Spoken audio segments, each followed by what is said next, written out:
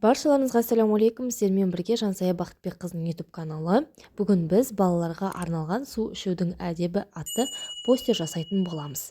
Каналыма тіркелуді, лайк басуды ұмытпаңыздар. Постерді жасау үшін бізге шаблон, қайшы, дракол және жіп керек болады.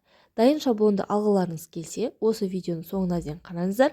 Қалай мен сіздерге бұл шаблонды тегін алуға болатындығын айтатын боламын. Шаблон өзі бір ғана беттен тұрады. Қатты бетке шығарғандарыңыз өздеріңіз үшін абзал. Осылай шаблондағы әрбір бөлшекті балаларыңызға қидырсаңыздар болады.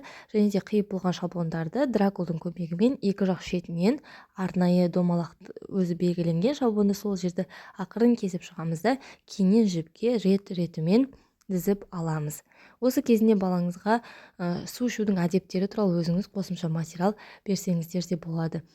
Бұндай постерлердің басты артықшылығы бала ас үйге кірген сайын қандай да бір өнімдерді ішу барысында осы суретке қарай отырып әдетке айналдырады. Бисмиллахты айтуды, альхамдулиллахты айтуды, отырып ішу керек екендігін.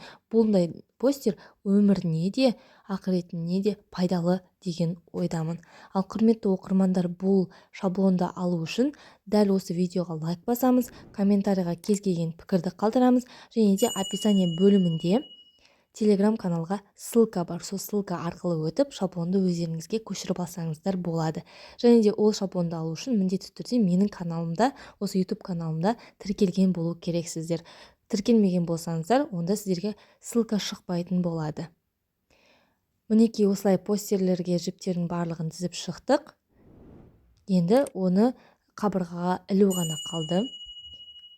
Қазір ілген көрсетемін. Ал құрметті оқырмандар, сіздерге бұл ойын түрі ұнады ма? Постер ұнаған болса, тоже пікірге қалдыра кетіңіздер. Сіздермен бірге болған Жансая Бақытбекқызы. Келесі видеоларда кездескенше, ассалаумағалейкум ва рахматуллахи ва баракатух.